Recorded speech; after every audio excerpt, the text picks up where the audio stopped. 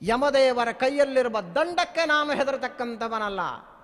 ಅಥವಾ ದಿಕ್ಪಾಲಕರು ಅಂತೇನಿದ್ದಾರೆ ಇನ್ನು ಉಳಿದವರು, ಅಗ್ನಿ, ಸೂರ್ಯ, ಚಂದ್ರ, ವಾಯು, ಕುಬೇರ, ಅವರವರ ಕೈಯಲ್ಲಿರತಕ್ಕಂತಹ ಯಾವ ಯಾವ ವಿಧವಾಗಿರತಕ್ಕಂಥ ಅಸ್ತ್ರಗಳಿವೆ ಅದು ಯಾವುದಕ್ಕೂ ನಾನು ಹೆದರತಕ್ಕಂಥವನಲ್ಲ.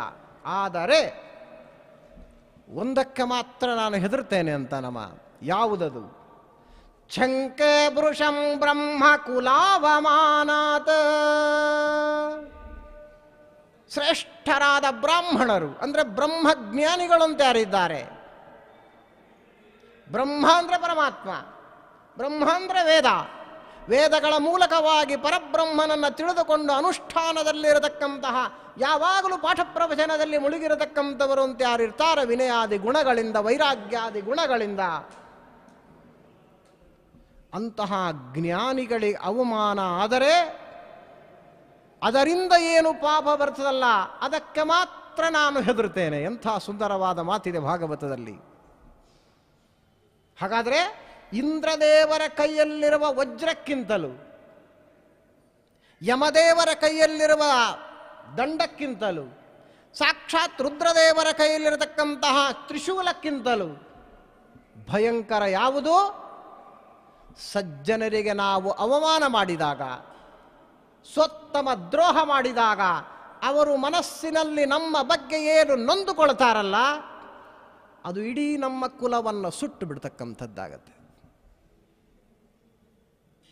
ಎಂಥಿಂಥ ಶ್ಲೋಕಗಳನ್ನು ಹೇಗೆ ಉದ್ಧರಣ ಮಾಡ್ತಾ ಇದ್ದಾರೆ ವಿಷ್ಣು ತೀರ್ಥರು. ಹಾಗಾದ್ರೆ ಇದೆಲ್ಲವೂ ಯಾರ ನಡುವೆ ನಡೀತಾ ಇದೆ? ಸಜ್ಜನರ ನಡುವೆ ನಡೀತಾ ಇದೆ.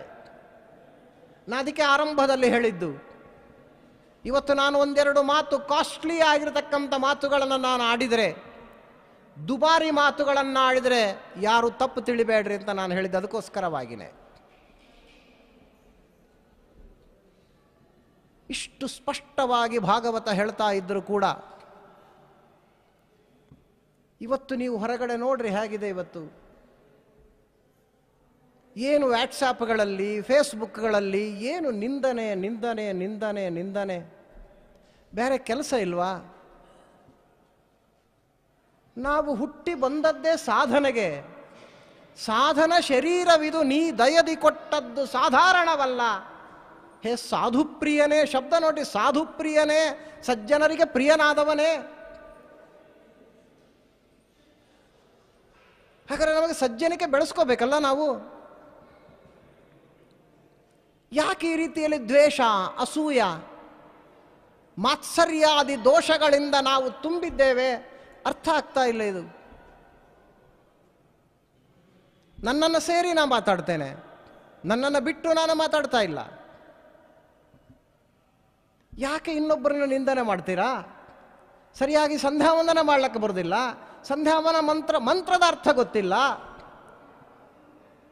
ಅಂತಹ ಇವತ್ತಿನ ಯುವಕರು ಆ ವ್ಯಾಟ್ಸಾಪ್ಗಳಲ್ಲಿ, ಫೇಸ್ಬುಕ್ಗಳಲ್ಲಿ ಎಷ್ಟು ನಿಂದನೆ, ಏನು ಕತೆ, ಎಂತಿಂಥ ಸ್ವಾಮಿಗಳ ನಿಂದನೆ, ಎಂತಿಂಥ ಆಚಾರ್ಯರ ನಿಂದನೆ. ಯಾಕೆ ಬೇಕು ನಿಮಗೆ?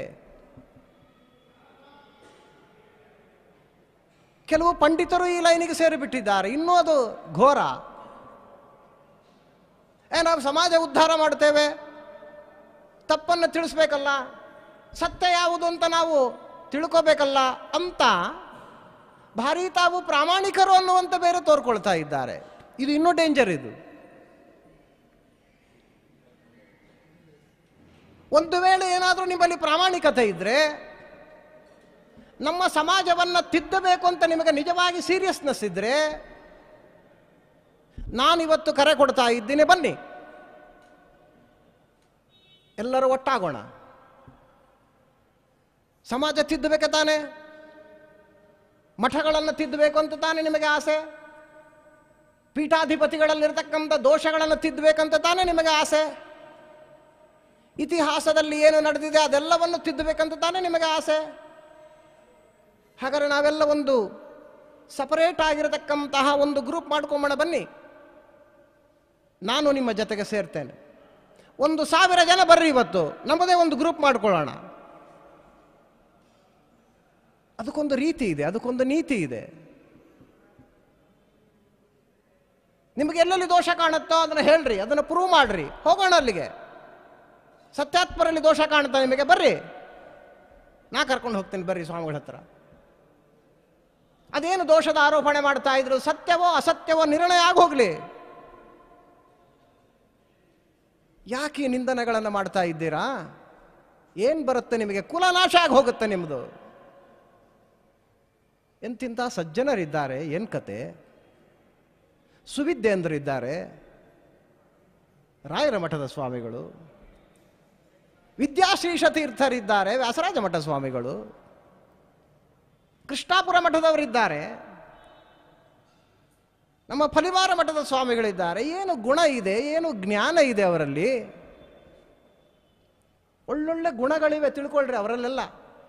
ಇಂತಹ ಮಹತ್ಪರ ನಿಂದನೆಯನ್ನ ಸತತವಾಗಿ ಮಾಡ್ತಾ ಇದೆ ಈ ಸಮಾಜ. ನಾಚಿಕೆ ಆಗಬೇಕು ನಮಗೆ. ಸ್ವಾರ್ಥಿಗಳಾಗಿ ಅನ್ಯಾಯದಿಂದ ಒಳ್ಳೆಯವರಿಲ್ಲತಕ್ಕಂತಹ ಗುಣಗಳನ್ನು ನೀವು ಎಣಿಸದೆ ಹೋಗಿಬಿಟ್ರ ಪಂಡಿತರಾಗಿ. ನಾಳೆ ಯಮಧರ್ಮರಾಜ ಕೇಳಿದರೆ ಏನು ಉತ್ತರ ಹೇಳ್ತೀರಾ ನೀವೆಲ್ಲ?